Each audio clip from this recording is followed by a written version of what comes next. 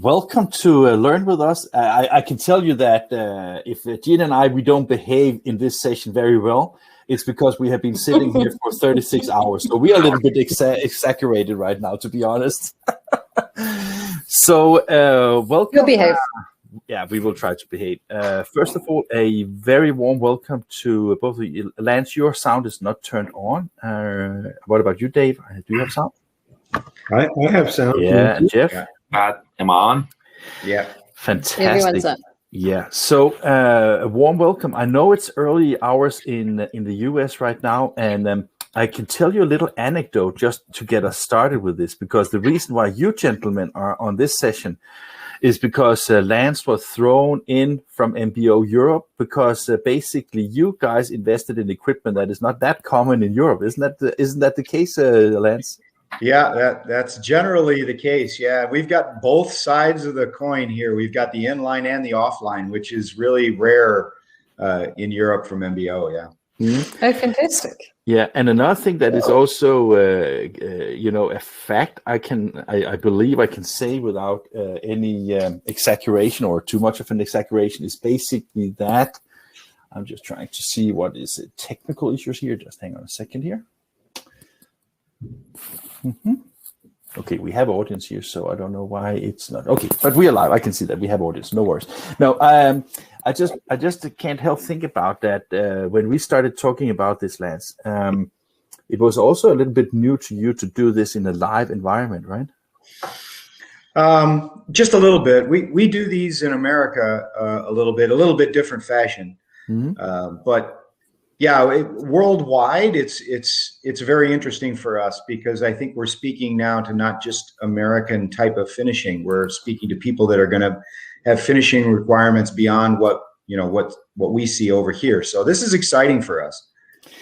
I am under all circumstances very excited, because we had a little session last week, the three of us, and what I think is quite interesting from my perspective is.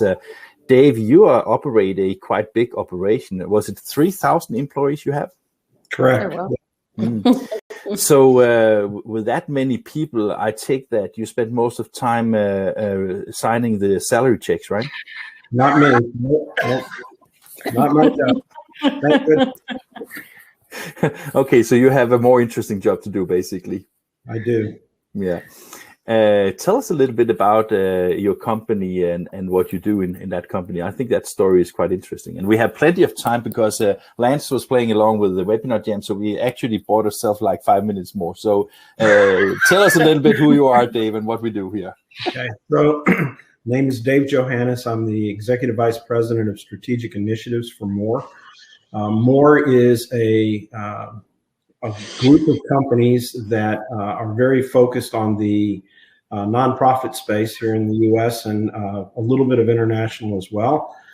We do work for people like Wounded Warriors, Shriners Hospitals, a number of the different medical charities, a number of religious charities. So we've got a very broad audience, and we represent the full supply chain. So in addition to printing and mailing, we do caging, which is, we accept the donations and distribute them to the organizations that we mail for. We do their TV commercials. We do their creative fundraising, all that kind of stuff. So in that group, within the group, we have 9 manufacturing operations, and I'm probably most closely aligned with them. I have a long 40 plus years in direct mail printing, and have been around a while. So my job is mostly just to help us stay current with technology, make sure we're using the best equipment, the best software, and making sure all of our operations are properly trained. And talking about that line of business, is that a very common line of business? I mean, do you have a lot of competition in that particular charity kind of thing in the US? What's interesting is we are the largest in the US that does this kind of work. We have 1 or 2 other fairly large competitors, and then the rest of the work seems to be scattered through the regular commercial letter shop world. So, we brought that whole supply chain platform together And so that's why we're able to be as large as we are. And if you look at your company and the history you just said that you have from being in that industry and in this industry, is it also a very competitive market in relation to keep your cost low and to be as efficient as possible and being in, I mean, still be on the top of everything when it comes to being innovative and smart, or is it less competitive in your opinion? No, I think so. I've been in the nonprofit space now for going on 4 years. Prior to that, I spent the rest of my time in the general commercial space. And I don't think there's a lot of big difference. I mean, you have to be efficient cost-wise, regardless of whether you're doing it for a charity or you're doing it for, American Express. Everybody wants manufacturing efficiencies, cost reduction, and they want innovative formats.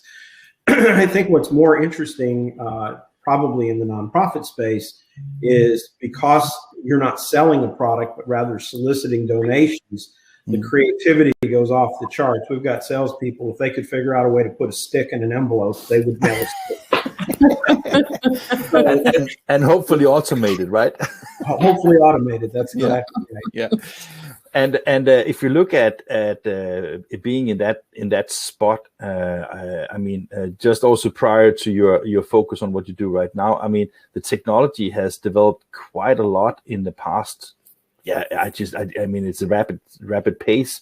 In I mean, year over year, it continues to develop very fast. How do you, as a company, cope keeping up to date with the new technologies around?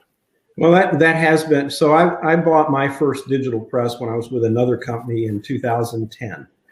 And that press is no longer in service at that company. In fact, it was gone before I left 4 years ago. And what you find is this is a different investment path than what we had traditionally in printing. You know, in printing in letter shops, it wasn't uncommon to see 30-year-old equipment sitting in all the plants continuing to run. But in the last, I would say, 10 years, particularly since digital print has taken off, you've seen a huge shift as the new technology improves and improves. You have to decide, how you're going to buy this equipment, how long you're going to decide to depreciate it over, because kind of like with TVs now, these digital presses, they probably got a 3 to 5 year shelf life. And then if you're going to remain a top competitor and have the best technology to offer your customers, you're going to have to keep upgrading.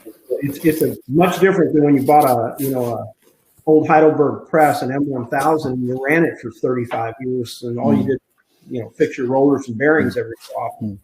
A last question in this round, because I also want to learn a little bit about Jeff before we move on, is of course, is it a concern to you? I mean, in Europe, when it comes to statements and a lot of this transactional kind of mail, it has moved very much to digital formats. I know in the US, you still have requirements that insurance papers and bank statements, such things like that, needs to be on paper-based, right?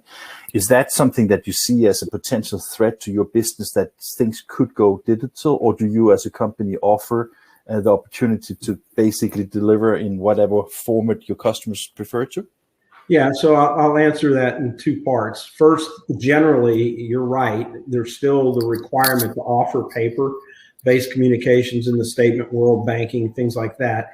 And you are seeing people continue to do that. And I don't know that ever goes away completely. But on the marketing side, whether it's direct mail or commercial marketing, where you're offering bank cards or whatever, there has been a big shift towards using multiple channels to get the message out. And the most effective multi-channel messaging is done when you can coordinate a mail piece hitting a mailbox and an email piece or an SMS text hitting a phone or email box at the very close to the same time, and they play off of each other. And the companies that have been successful in providing that to their customers, those customers have seen 100% increase in their response rates. So it's not a threat that I don't think paper-based ever goes away completely, because there's a whole different science around that. And we don't see, when people try to market digitally only, that they get the same response rate as they do if they do paper only. It's when you combine the two that you see the real improvements. which is why well, a lot of with QR codes, QR codes coming to life and those kind of things. It's almost made it, it's print that drives you to other forms of media, because once you've clicked on it with your phone and, so great. Okay, I'm dying to see some of the stuff you do, I've got to say. Jeff, you said to us when we spoke last week, you said that you sat in a session with Dave, and that he was maybe one of the reasons why you chose to go into this industry, right? Yes. So let's hear a little bit about your company, because you don't exactly have 3,000 employees, right? No, we're a lot smaller. We're a regional provider, is what I would call us. We really have about 33 employees. But going back in 2017, when I was beginning my journey to understand inkjet and finishing, and was this an avenue that we could take our company through, and should we, because it's a large investment when you have 33 employees. I went to an event in Florida and spent a few days admiring Dave. Dave, probably he don't remember me, but that was the Think Ahead conference, wasn't it? Was it the Think Ahead conference? Yeah. But I was impressed with his knowledge and what he was saying, and what he was telling us that we needed to do if we was going to survive. And I came back emboldened that we need to do this. And so it was a journey. It was a 2-year journey for me to get from offset, nearline, traditional finishing to where I'm at. And never look back. Love it. Again, a small company in Kentucky. And I think one thing is quite interesting, because one of you have chosen an online strategy, and one have chosen a near online strategy. Who has done what? I'm inline. You're inline, okay. Yes. And I'm near line, and I think it reflects the differences of our customer base. So what kind of customers do you have, Jeff? We're similar. We're similar. I have about 68% is nonprofit. The rest is made up of traditional marketing, college and universities.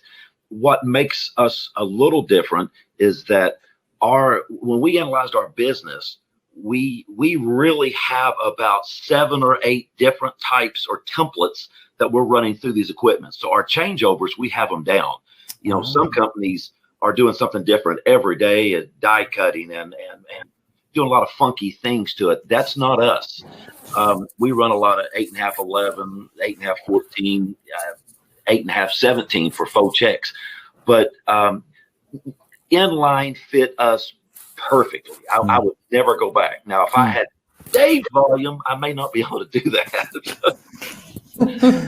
But so being a regional player, America is, I come from a country where the total population is 5.5 million people. So I can't really know anything what you're talking about. But I'm just saying that being a regional player out of Kentucky, what size of market are you addressing? Well, I guess I call us regional, and we actually do work with some of Dave's companies. So we do work from Washington to really California. What we don't have is the really large customers. We don't fool with the American Expresses. We don't fool with the Visas, but our run sizes are pretty good. We run a large run for us is 700,000 units, letters. And a small, we go down to our equipment to 5,000. We'll put a 5,000 run on there if we can daisy chain a few of them. Yeah, of course. So we do offer our services from Florida to California. But really speaking, I'm probably within a 250-mile radius of Kentucky. That's when you go out visiting people, right? When you can do that. Yeah. Okay. Final question before I will hand over the torch to you, Lance. I know that both of you will probably have difficulty answering it because you may have multiple, but I was just wondering, this session is about the MBO roll-fed finishing equipment, of course, but what kind of devices are feeding your finishing equipment? I'm a little curious on that too. What's our printing press? You mean the printing presses? Yes, yeah.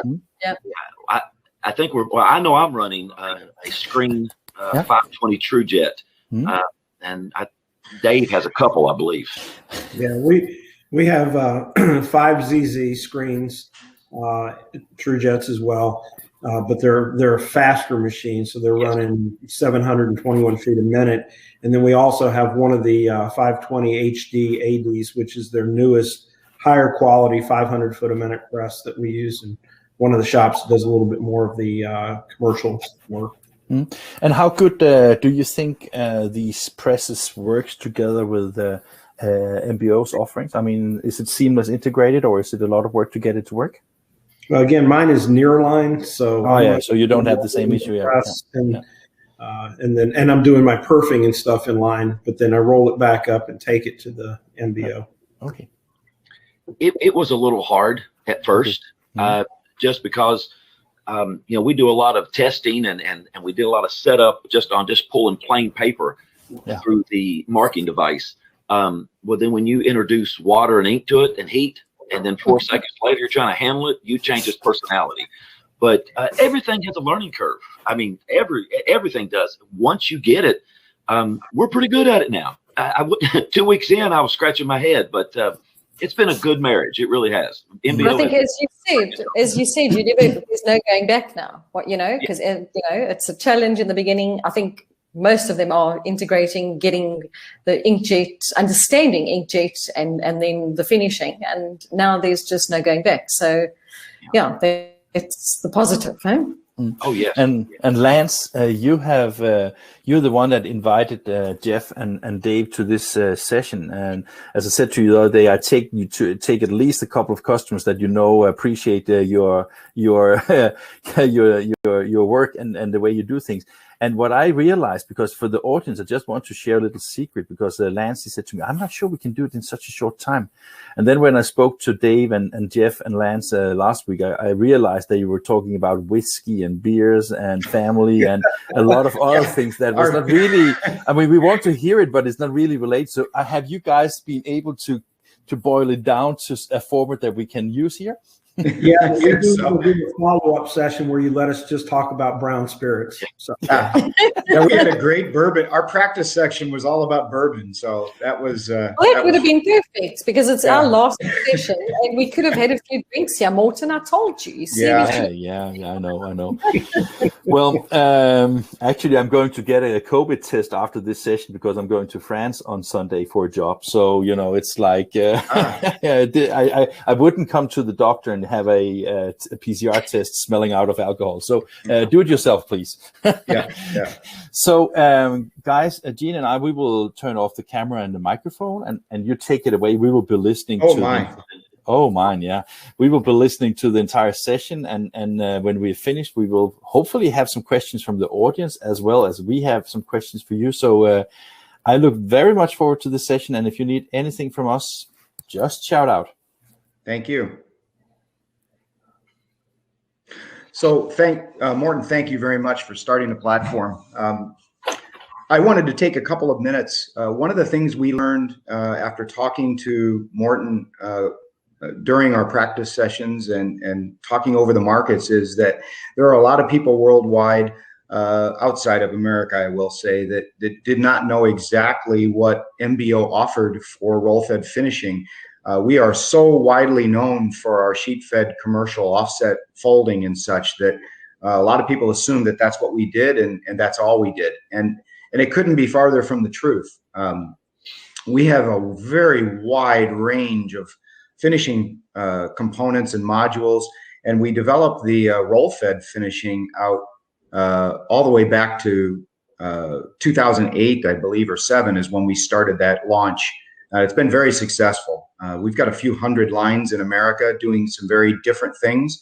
And I wanted to play off of what Dave and Jeff were saying a minute ago, that we don't cater to that transactional type space, really. MBO has grown up in the commercial market for the most part, commercials and books and marketing and such. And that's where our expertise lies. That's where we really can make an impact, have a great ROI. And then you also have to look at that inline versus offline type of capability. Most all of our lines are offline in America. We are fortunate to have Jeff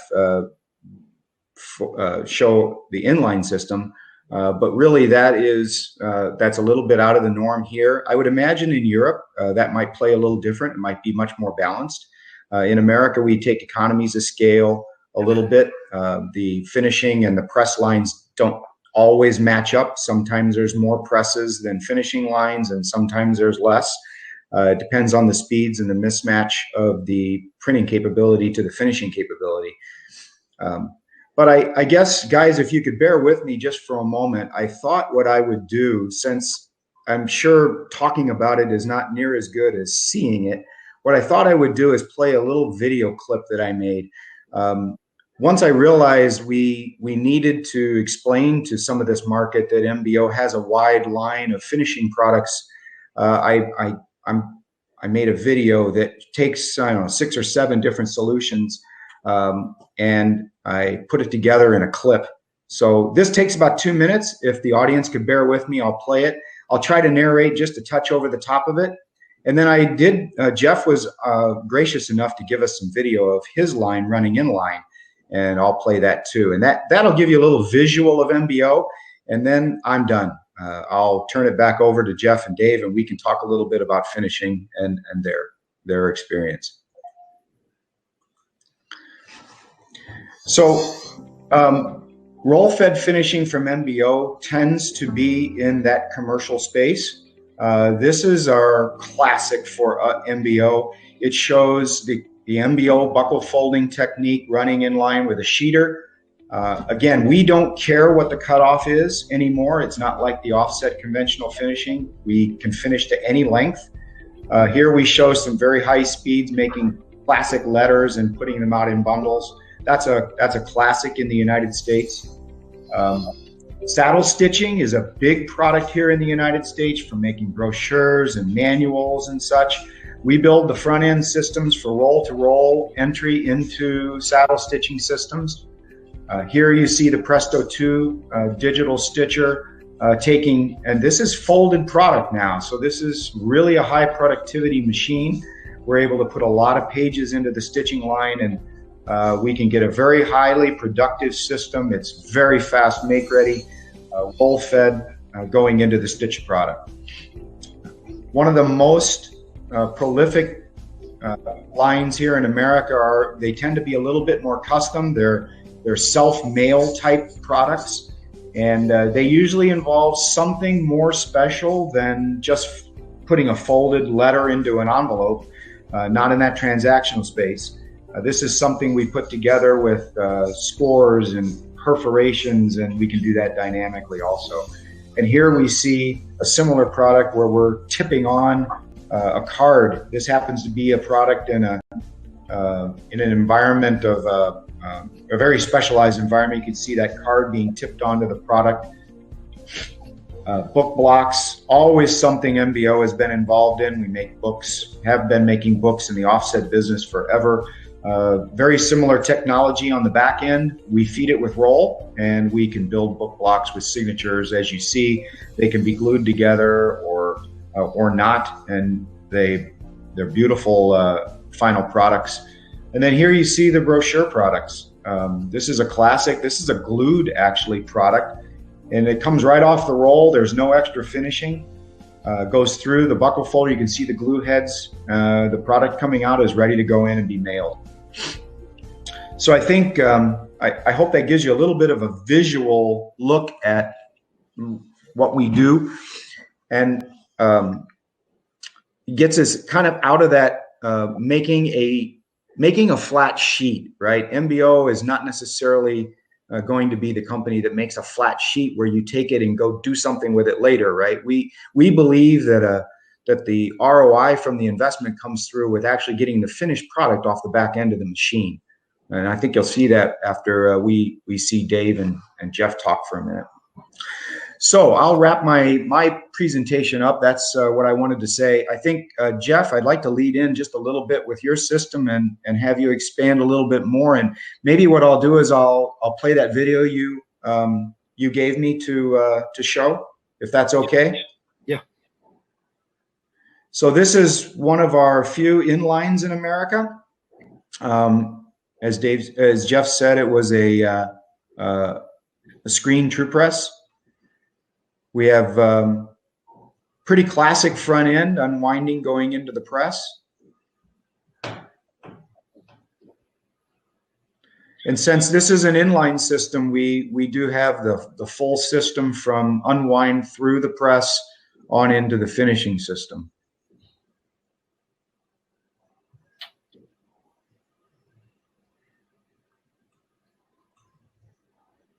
Exit of the press, there's a buffer going into the sheeting line. And at this point, I believe, Jeff, you said the products were in the kind of a classic length for our market was 11, 14, 17 such. Yeah, that one's 8.5, 14 right there. Yeah. So I think this one is actually showing a classic here from you, which is, we call it a slit and nest. For others around the world, the slit and nest is where a product is folded up and the edges are trimmed in a fashion that leaves a coupon type slip inside the letter. Correct, Jeff? That's exactly what we're doing, yes. So here we're folding, I believe if it was a 14, there's a 4-panel letter fold, and we leave the edge hanging out just a little bit. And then this unit here is a cutting unit, and it cuts the edge off to leave that coupon slip inside that folded product ready to go.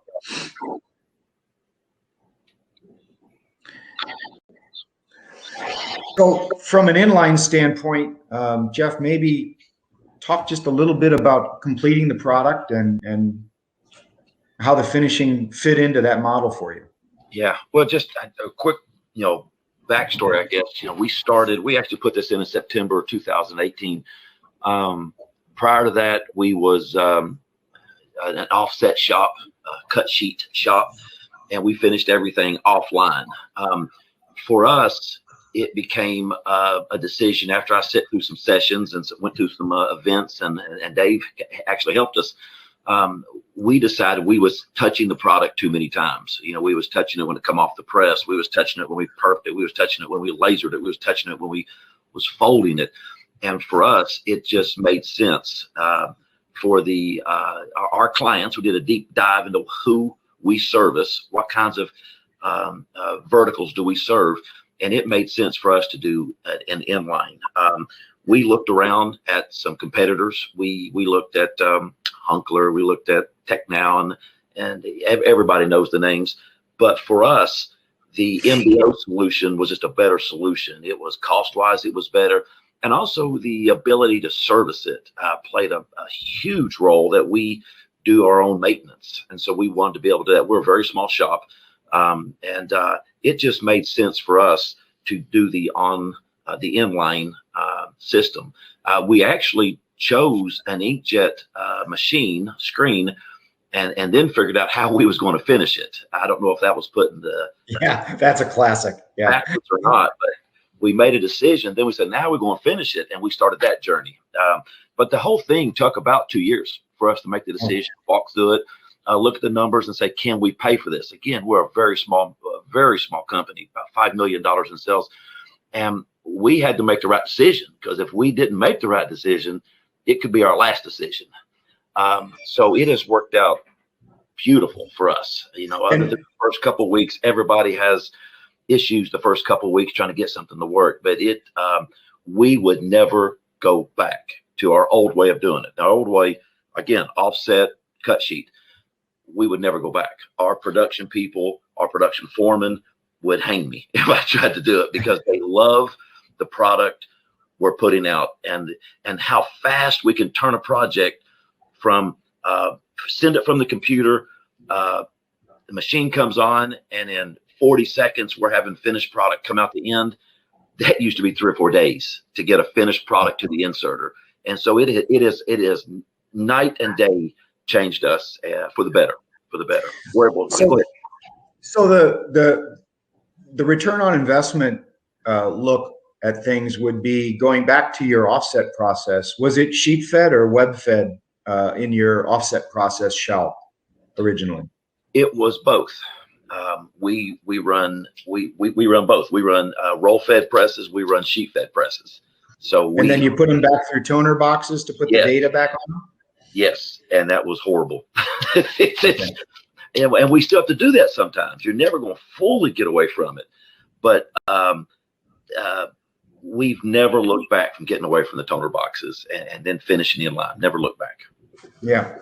So the process, and we see a lot of that in America. I think, Dave, you're really familiar with that also. We have a lot of that in America where the people are using an offset, either a roll or a sheet process, and using then various finishing configurations to put the data on and put and sometimes it's things like perforations, and in your case you'd have to add a buck slip to a letter to do that. That wouldn't be very common to do offline in a small inserting type operation. You'd have to do that separately.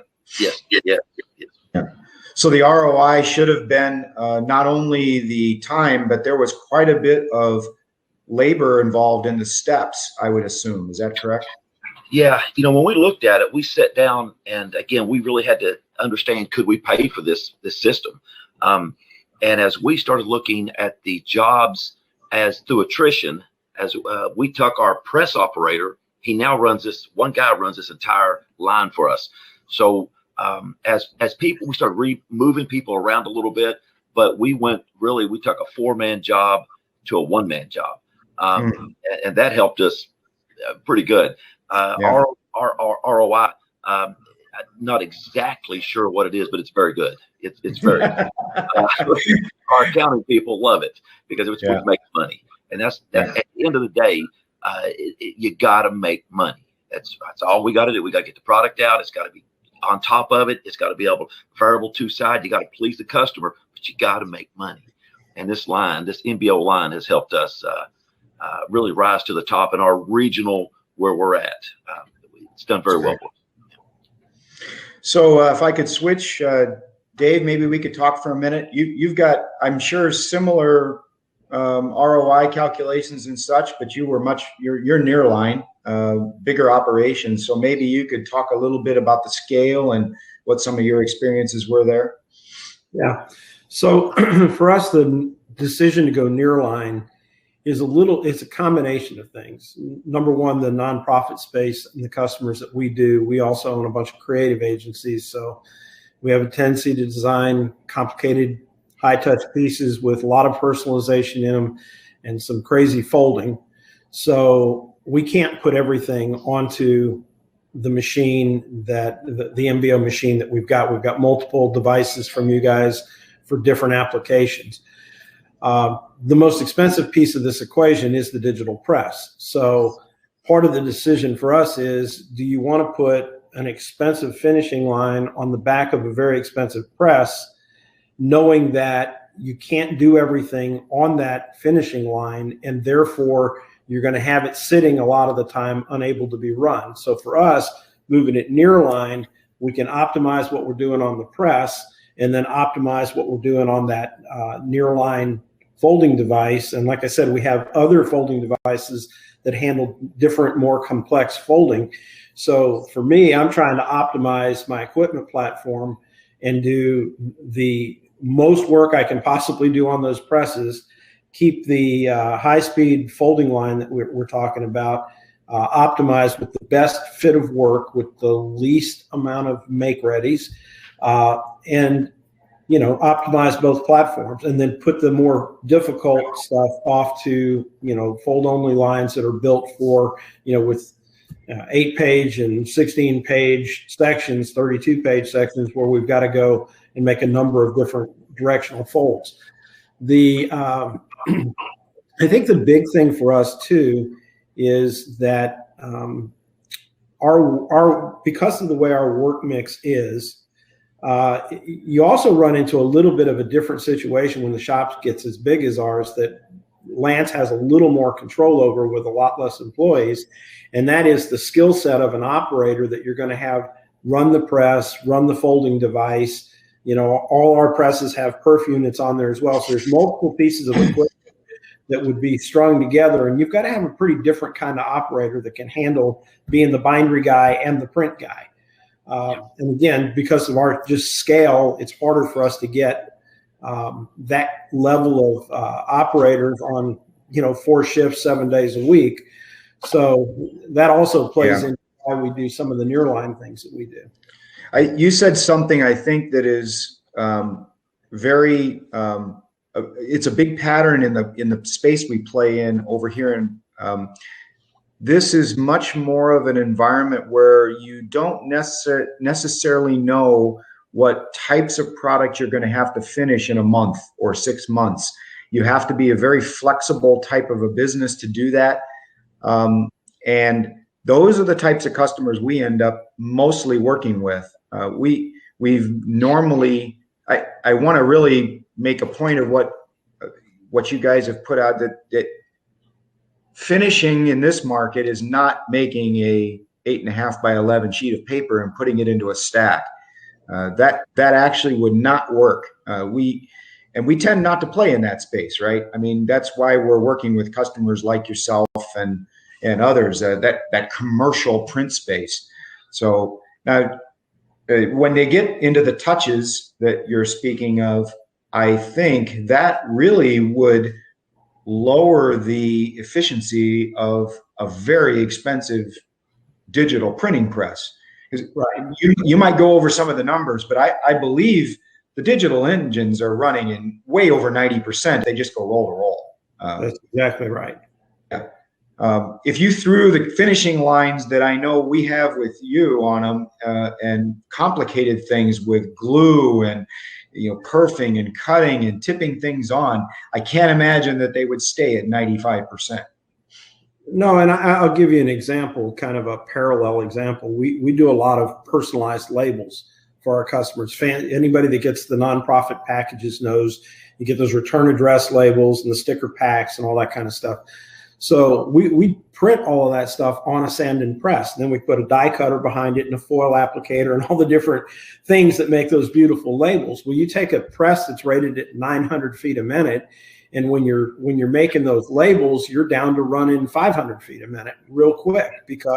And so to the point, and that's what I was trying to make earlier, is given the price of these digital presses, you really don't want to take it and put so much stuff behind it that you're actually reducing the output of that press by 40-50%. The exception is when you have very standardized output packages where your format statement houses do very well at this because they're doing statements. So they're not. Yeah, it's always the same. They're not doing drop cuts and all the different funny things that we're trying to do. And I know Jeff, because of his work mix, has been able to standardize some of his package offerings and stuff and make this very efficient inline. But the bigger you get, the more customers you take on, the harder it is to maintain that at any kind of scale. So Jeff, question for you. I think if I remember right in our discussions, one of the things about the modular nature of the finishing side of that line you have was important to you. And that was, I thought you were talking a little bit about the future, and your world may change a little bit and you may have to do some other things. So I believe that modularity and the ability to change was important to you. Yeah, it was. I'm not sure if people noticed on the video, we oversized every piece of equipment that you saw there. We run 9-inch rolls on 50-inch to cut it down to an 8.5 US standard kind of thing. But as our volume grows, we're doing about 40 million letters a year, something like that. As our volume grows, we'll need to drop another engine in there. Yeah, as you notice, we're a single engine duplex. So Dave runs twin engines. So at some point, as we grow, we may want to drop another engine in there. All our equipment will take a 19-inch as opposed to a 9-inch right now. So I wouldn't have to reinvest in all the MBO finishing. It's just I got to add some guides and some rollers and a few things, and I've doubled my output. So the ability for the MBO and even the screen to play on the 1-up side and then grow into a 2-up side is real important for us. It's real important. So we can buy an engine and double our production with the same equipment that we have, which was very, very good for us.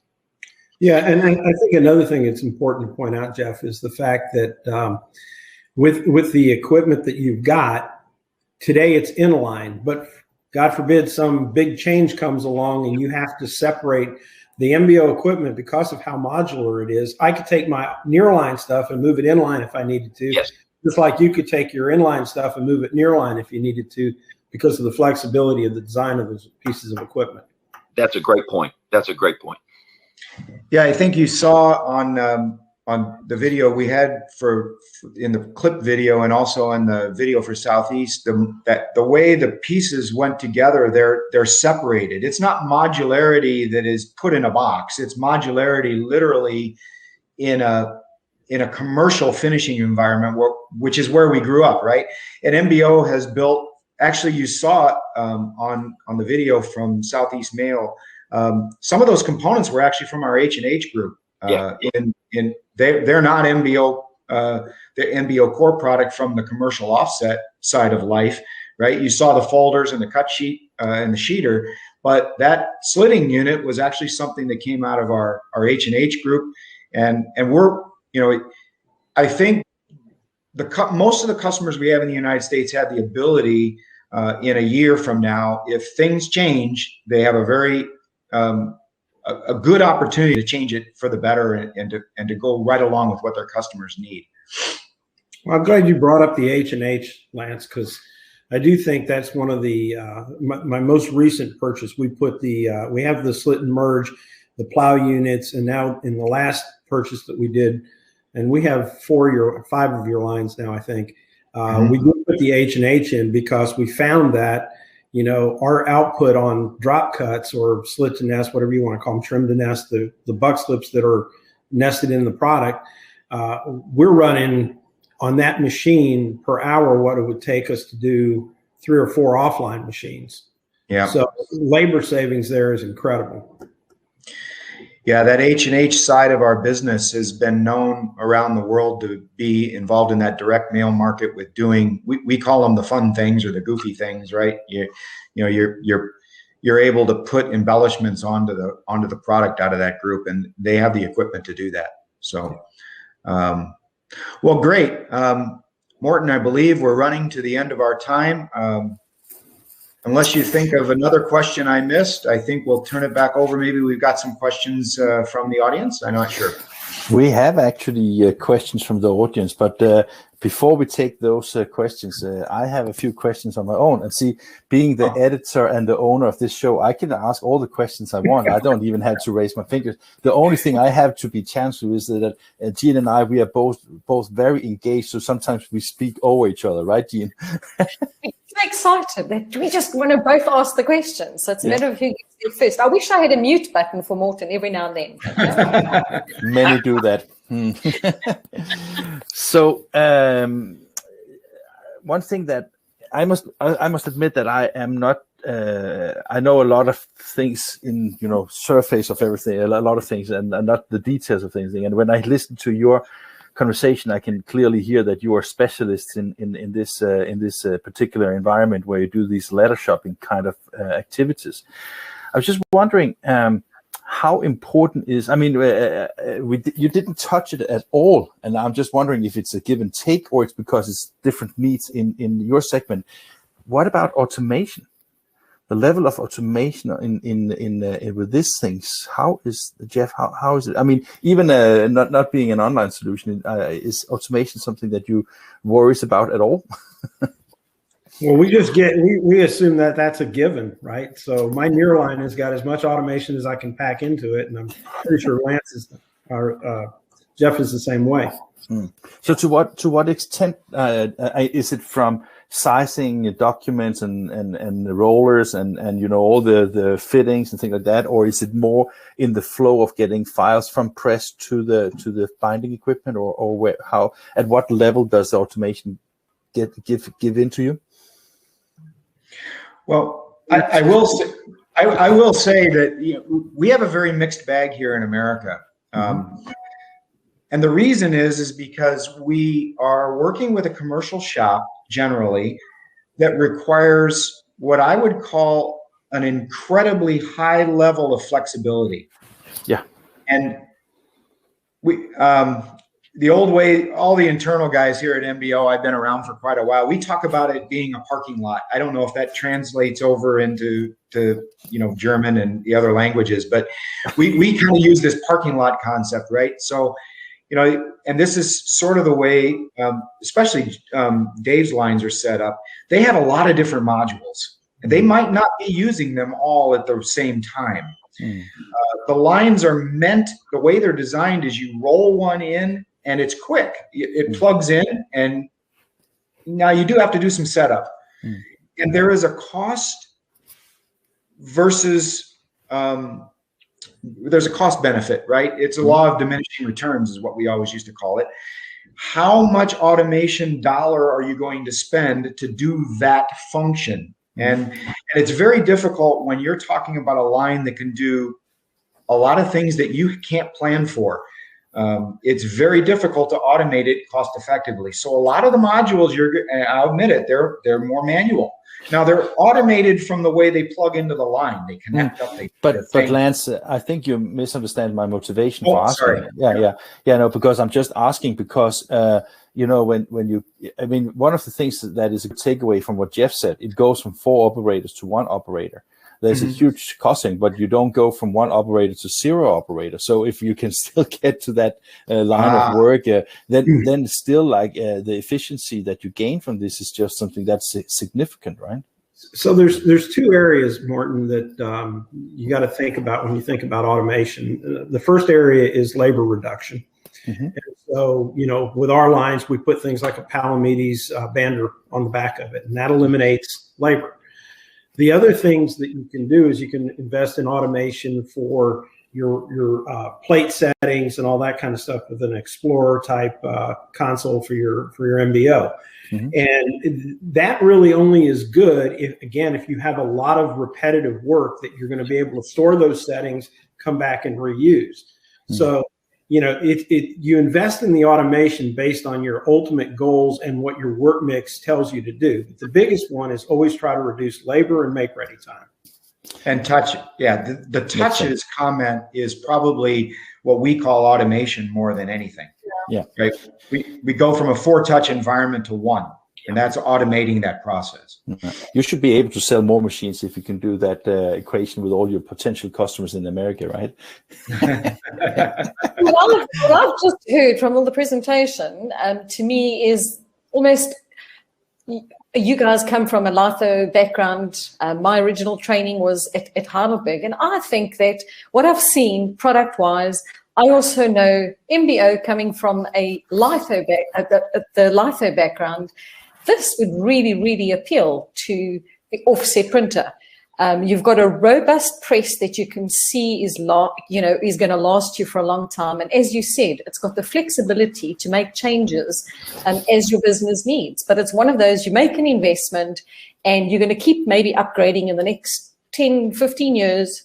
You're going to upgrade your inkjet press. However, you guys have got a lasting solution. And I think the other great point was, which I know with a lot of litho printers, is they want to do their own servicing. They've got engineers on site, and you guys offer that option of you can service it, you can look after it, because then it's in their hands. You're not relying and waiting for a technician or an engineer to come along and do this. This is all in control, which again gets to automation, time to market, uptime, which it's music to any offset printer's ears if he can have all of this, and it's something he understands. So it's a great business model. So one of the interesting things you sort of touched on is if you buy equipment that you are incapable of maintaining and servicing yourself, you will also struggle to run that equipment. This is my experience for years and years. The more complicated, the more dependent you are on the manufacturer, the less efficient you will be in actually producing work on that piece of equipment. Yeah. Jeff, so Jeff, a question for you. Sorry, and then Morton, I'll hand over to you again. So you've got the inline solution. What happens when things go wrong? And then is it a matter of are your engineers looking after both, or is it your problem or his problem, or the one says it's Screen's problem and the other one says it's MBO? What happens when things go wrong? Was that my question? Yeah, it was, Jeff. It was. things do go wrong, and we're always trying to figure out what are we going to do when they do go wrong. But I've got to be honest with you, we may run weeks without having an issue out there that's going to stop my line. Dave said it correctly when he said you can't stop your most expensive piece of equipment, which is the screen. You cannot stop those inkjet printers. So we're always worried about what's going to go wrong. It does happen, but we have an incredible service maintenance department in-house that has been working on MBOs for 35 years. And let me tell you something, he's good. So we don't experience a lot of inkjet downtime because of the MBO downtime. I'm not going to say it's non-existent because we know it's there, but for the most part, we don't stop our press. MBO, its uptime is phenomenal. It really is. Okay. The other big change in the equipment these days is it used to be when you did a multiple manufacturer integration, there was the fight between the pieces of equipment to get handoffs and signals set up so that everything worked. And usually the third party would come in and figure all that out. Almost all the manufacturers now have gone to more of an open architecture in the way they design their PLCs. And so you can string multiple things together and get them to talk without the challenges that we used to have 10 years ago. That makes sense. Yes. Jeff, I can't help think about that. Yeah, that you also kind of future-proofed. You're as you said in your presentation or in the questions that we're having the opportunity to expand because you actually double-sized your production equipment. That must also be, a very, very huge advantage that you can do that in order to be, because now as you said before, when you got started with this, everything was new. And of course, it took some time to get used to, but now people know the screen. Now people know the MBO. So when you add another press, that will be almost like instant productivity gain without any downtime, right? Well, we think so. We believe that when the day comes that we will add another print engine, another screen, and we do see it on the horizon. We think the path to productivity is much shorter than the first time because it's running. Yes, it's going to be a lot easier transition for us. So we're looking forward to that. So we're trying to grow the business.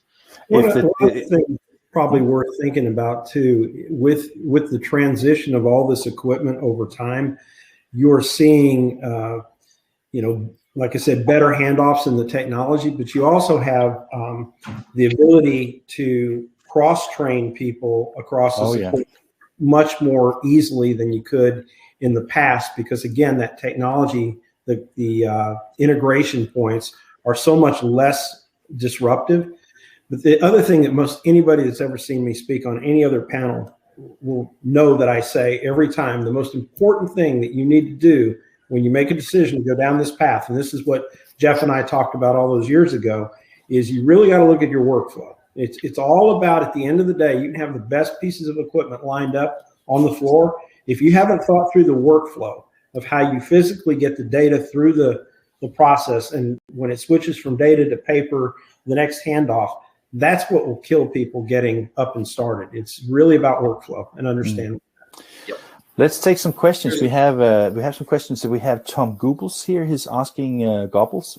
It says, do you both run coated paper inline or online in combo with the screen, which apply mid-heavy ink coverage?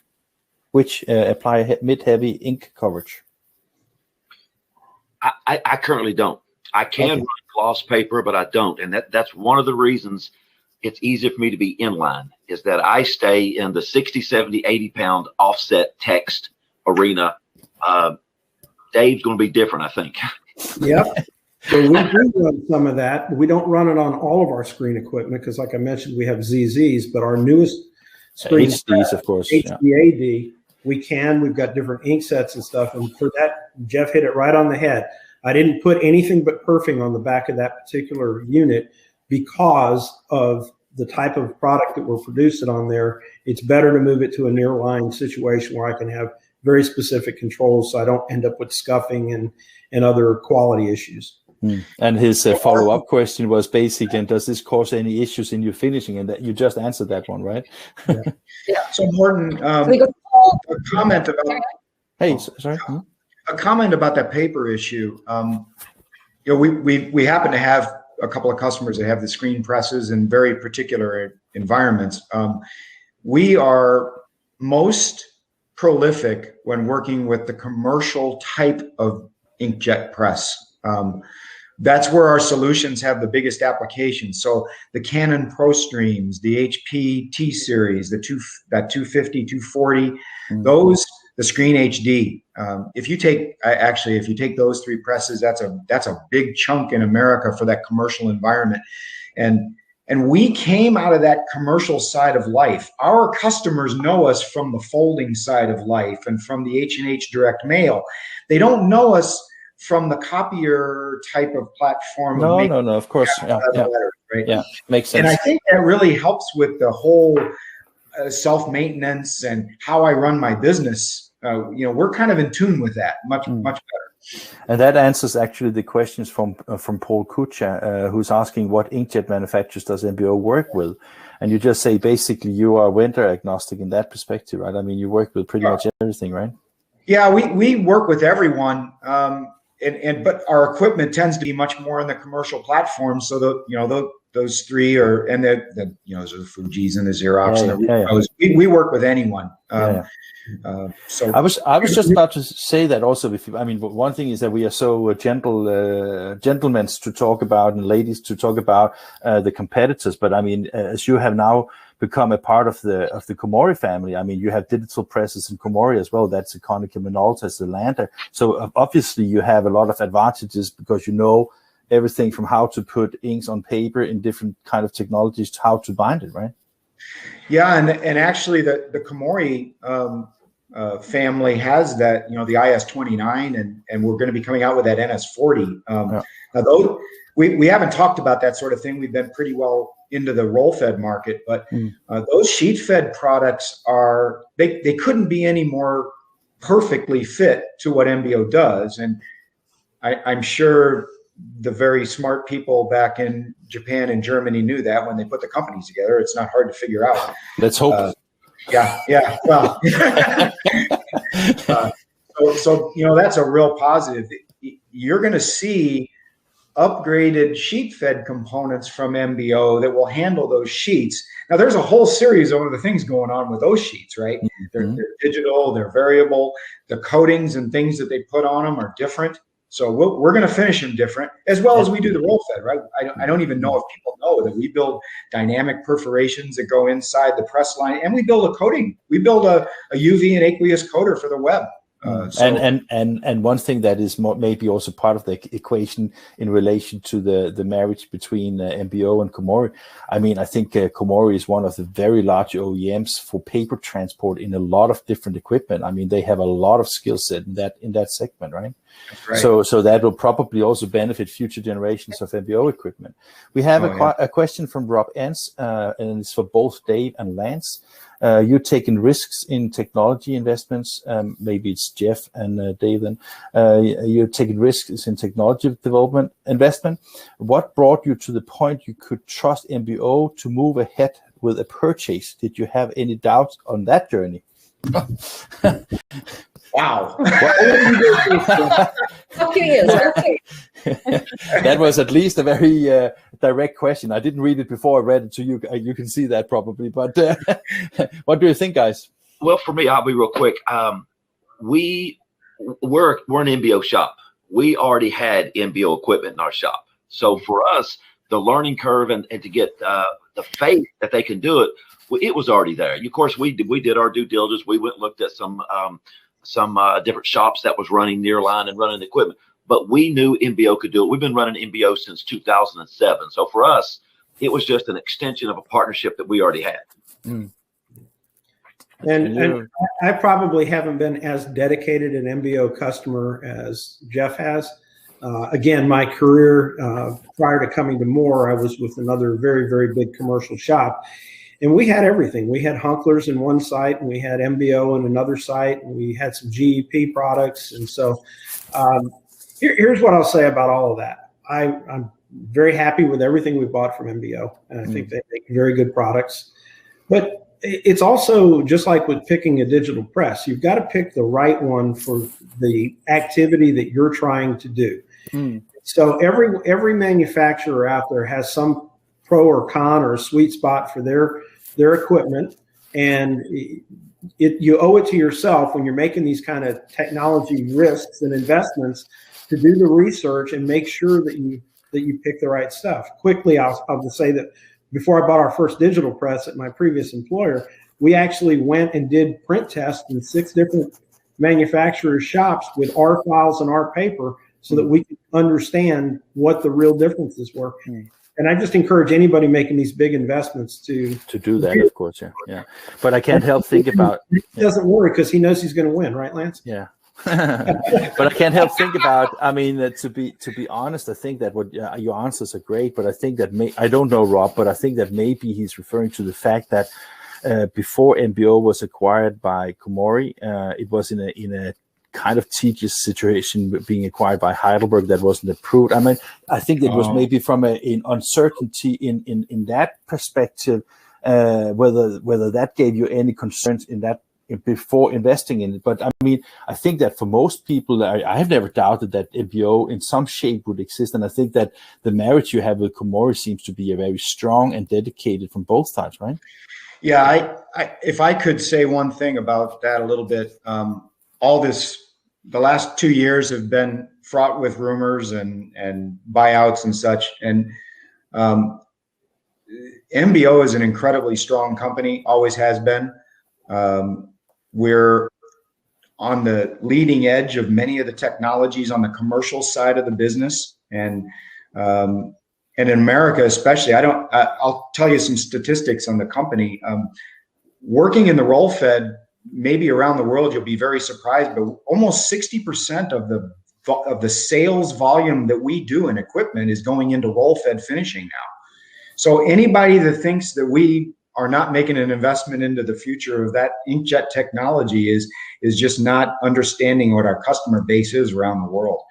Now, that doesn't take anything away from the offset side of life, and we are absolutely going forward, in big guns with Komori around the world with offset folding technology. Also, we've connected the dots there too, right? All the software and everything's coming in. I have no questions. I have no questions about that. I have actually here in the chat shared an interview we did with Thomas Heininger, who is the CEO of MBO in Europe, and I think he's the CEO, right? Yep. Yeah, and it's a very, very good interview, very stressing all the positives that is to say about this. So I'll just say that if anybody has any concerns about that, I think that just to underscore that the relationship with Komori and MBO, I think that is a strong given. And we're excited about it here. Yeah, we're excited about it. And it will give both technology and a very safe and secure future for everybody who has invested in MBO and Komori. I'm certain about that. Just one more point on that. I think that anytime, if you've been in this industry any amount of time, when a good company is out there and they're having some financial troubles, but they've got great patents and great technology, I don't get as wrapped up about those rumors because they all land on their feet. Nobody actually really goes away. They may change the nameplate, but that equipment is there somewhere, and that's... She always lives on. It's true. Yeah. People are going to buy that and use it, and it's going to be out there. So good technology stays. But think about this for a second. In a session like this, you could think about whether that question should be asked or not be asked. I think it's actually very good that we have this discussion because, this is also an example of open communication, because you may end up in a situation where people think they have heard, and maybe now we have talked about, we have addressed it, we have even linked to the head of MBO explaining about all these wonderful things. So I think it's a good takeaway, even though, we're going on a weekend, at least Gene and I are very shortly. I think that you have a full working day ahead of you. So Lance, how many MBO roll-fed installations are you planning to sell this afternoon? We're taking orders, yeah. You're taking orders, okay. So, gentlemen and Gene, it's been a pleasure to have you here. It was great to learn from you. This entire week has been, for us, very important to learn and an educational kind of thing. I don't know if any of you have had time to dig into any of the content. Everything is actually on replay right now. This session here will be on replay in 15 minutes again. So you have 36 hours of fantastic content from the brand owners, from the agents, from the direct marketing companies, to publishers, to vendors, to influencers, to, I mean, practically everything that we need to know in this segment of the industry. So Dave, Johannes, thank you very much. Jeff, Fraley, Lance, Martin, Jean, Lloyd, it was a pleasure to see you. Have a wonderful weekend, and thank you very much, everybody. Thanks, Edwin. Thanks, Morten. Thank you all. Thanks, everybody. Ciao, ciao. Bye-bye.